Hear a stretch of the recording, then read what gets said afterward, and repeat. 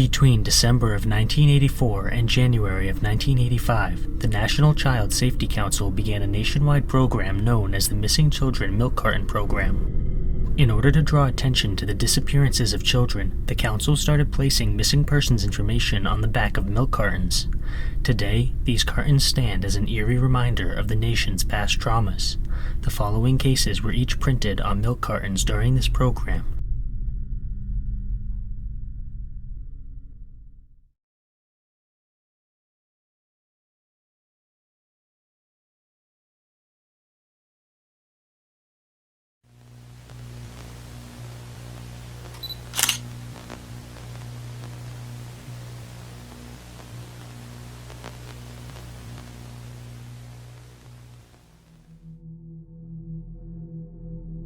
Sugarbush, Minnesota, September of 1982. 3-year-old Kevin J. Ayotte would most likely be diagnosed with autism if he was around today, but back in the 80s he was simply classified as nonverbal and developmentally delayed. Kevin and his older brother Terry were on the upper floor of their rural family home in their mother's bedroom. Kevin was playing with toys while Terry made the bed.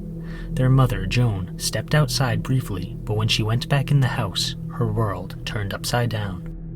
Terry asked her where Kevin was, and they searched the house, but the little boy was nowhere to be seen. The family dog, a Springer Spaniel puppy named Flash, was also missing.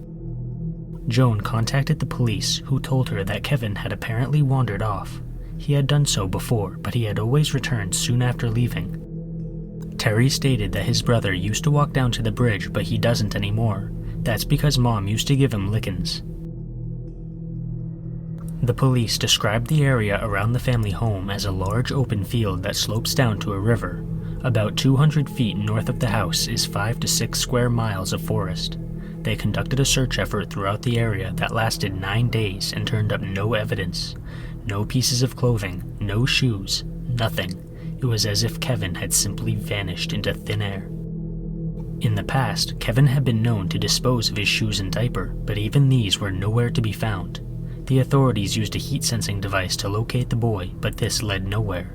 Psychics contacted the family unprompted, claiming to know Kevin's whereabouts. One psychic reported that Kevin would be found in an old building or barn wrapped in burlap. The police searched numerous buildings matching this description and found nothing. On October 5th, Flash returned to the house and his coat was combed for evidence. A veterinarian pumped his stomach and found that the only thing Flash had eaten for several days was swamp grass. The police put a tracking collar on the puppy in the hopes that it would lead them to Kevin, but Flash kept returning home instead. Due to the wilderness surrounding the house, many people believe that Kevin suffered an accident and perished, but the police disagree. They believe that their search had been too thorough and Kevin must have met with foul play. The case is still classified as a non-family abduction and it has never been solved. Kevin Ayotte's disappearance is a cold case that seems likely to remain that way. Hopefully some new information will surface before long, but until then, Kevin's fate remains unknown.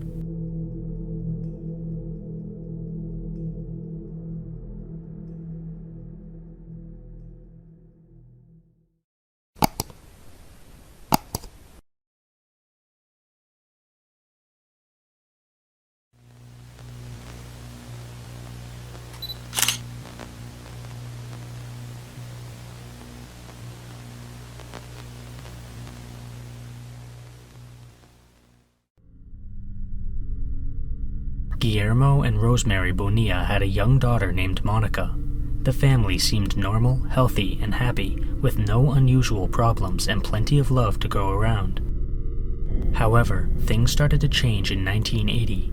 According to Rosemary, John Lennon's death marked a notable change in her husband's behavior. One day, he woke up and told her that John Lennon had reincarnated inside him. Following this, he did everything in his power to make himself look like Lennon. He grew out his hair and beard and bought clothing that matched Lennon's style.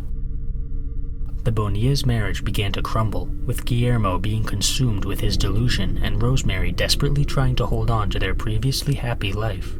On September 22nd of 1982, Rosemary came home from work to find the house completely empty.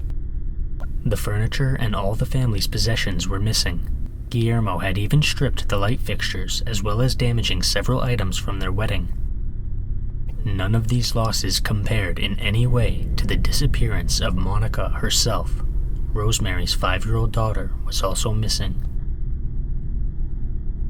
The next day, one of Guillermo's relatives called Rosemary and informed her that she would never see Monica again.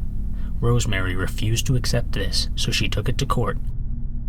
2 months later, she had gained full legal custody of her daughter, but the problem was that Monica was still missing.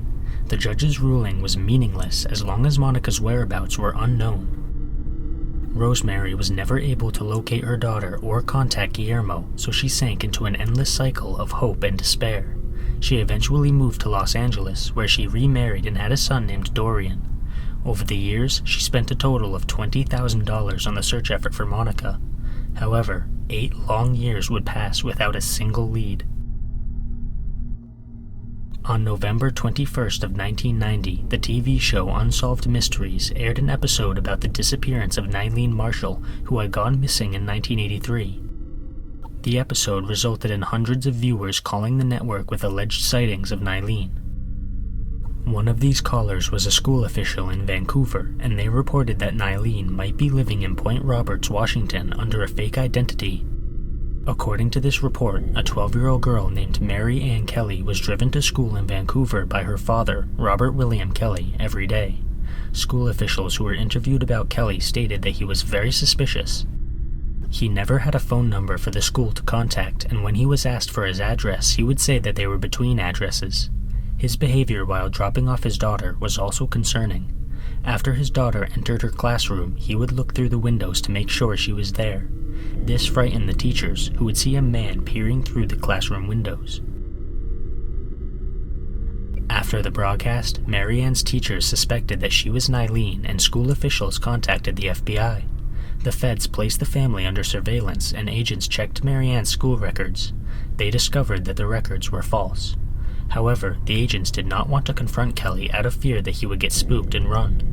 In December of 1990, they obtained a search warrant for the Kellys' home, where they found a box labeled Bathroom Articles in a closet. This box contained a photo album with pictures of Guillermo, Rosemary, and Monica Bonilla, as well as Monica's birth certificate. At this point, it was clear that the Kellys were actually the Bonillas. Guillermo was arrested and agreed to surrender himself peacefully to the Los Angeles authorities to face charges of parental kidnapping.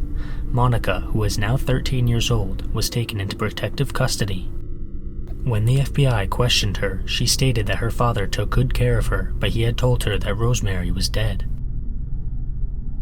On December 22nd of 1990, Monica was finally reunited with her mother. She also met her half-brother Dorian. Rosemary said, "I have not celebrated Christmas since she left.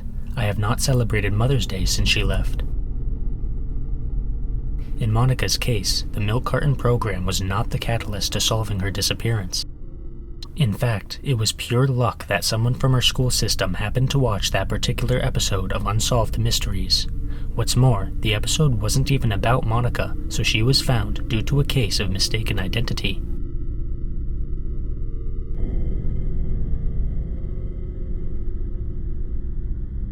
Click the join button to become a member today. Channel members receive exclusive content as well as early access to all my content. –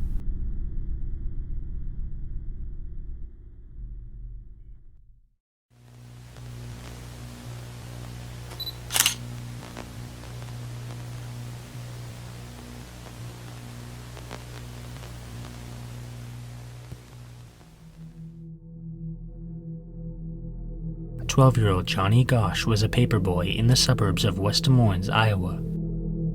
On September 5th of 1982, Johnny left home before dawn to start his paper route.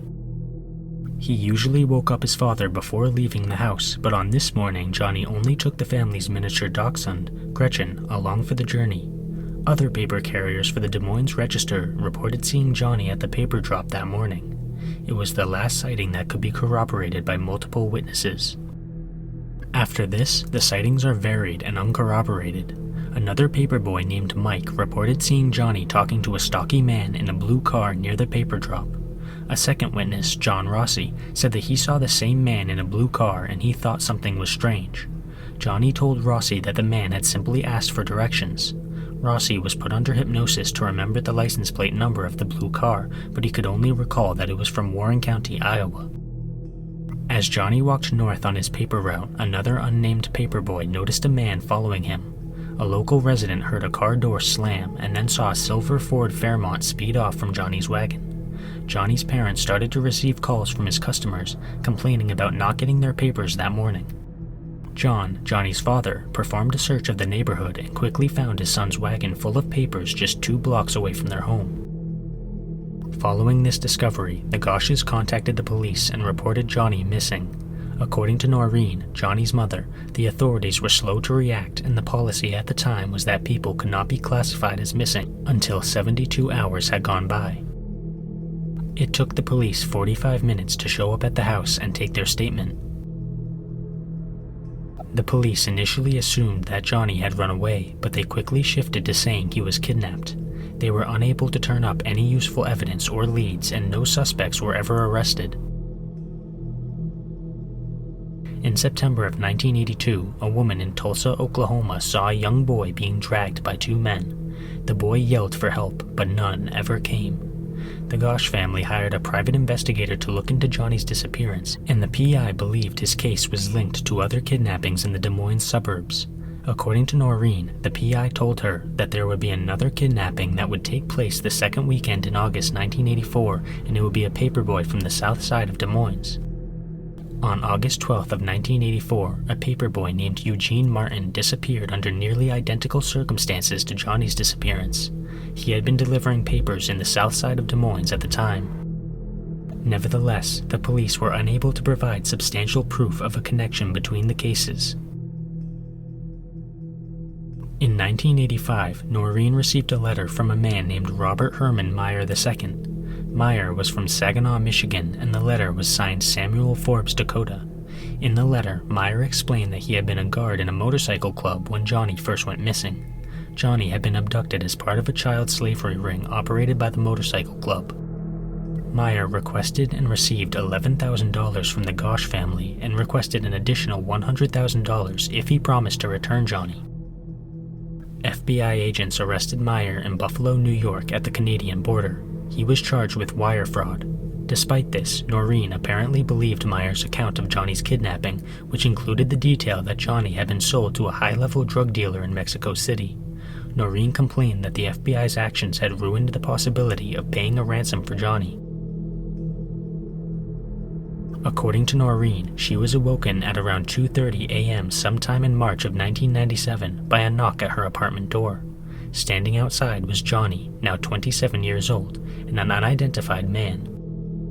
Johnny opened his shirt to show Noreen a birthmark on his chest, confirming his identity. According to Noreen, we talked about an hour or an hour and a half. He was with another man, but I have no idea who the person was. Johnny would look over to the other person for approval to speak. He didn't say where he is living or where he was going. In a later interview, she added, the night that he came here, he was wearing jeans and a shirt and had a coat on because it was March. It was cold and his hair was long. It was shoulder length and it was straight and dyed black. Noreen had the FBI create an image of 27-year-old Johnny. On September 1st of 2006, Noreen found a set of photographs on her front stoop. One was a color photo of 3 boys who were bound and gagged. Another was a black and white photo of a boy resembling Johnny with his mouth gagged, hands and feet tied, and a brand on his shoulder. Shortly after this, the Des Moines police received an anonymous letter which explained that the black and white photo was not Johnny, but rather it was taken by 3 boys in Tampa, Florida during an escape contest. The letter named Detective Zalva as the lead investigator on the photo. Nelson Zalva had worked for the Hillsborough County Sheriff's Office in the 1970s, and he confirmed what the letter said. However, he was unable to provide any hard evidence, and Noreen continued to believe that the boy in the photograph was her son. In 1989, a 21-year-old man named Paul Bonacci told his attorney that he had been abducted and forced into a sex trafficking ring as a teenager. According to Bonacci, he was also forced to participate in the kidnapping of Johnny Gosh. When Noreen met with Bonacci, he told her things that she believed he could only know if he had actually met Johnny in person. The FBI and local police do not believe Bonacci is a credible source, and Bonacci's own siblings reported that he was at home at the time of Johnny's kidnapping. In 2023, Bonacci even claimed that Johnny had visited him, just like he had visited Noreen. The disappearance of Johnny Gosch is a very convoluted case. Some people believe that Noreen's encounter with 27-year-old Johnny was entirely fabricated, while others believe it was real. Many people think that Bonacci is simply grasping for attention and did not have anything to do with Johnny's kidnapping. All of the confusion has further shoved this case down into the unsolved file. Hopefully that will change at some point, but it seems likely that the disappearance of Johnny Gosch will remain a mystery forever.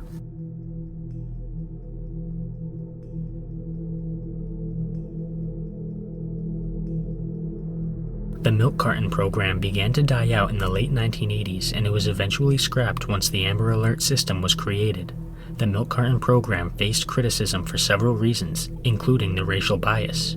Milk cartons almost exclusively showed missing white children, which made it even more difficult than it already was for missing children of color to be found. The program also placed a heavy emphasis on stranger danger, but the majority of the cases that were featured on milk cartons were perpetrated by family members of the children. At the end of the day, these milk cartons will always be a creepy remnant of the past.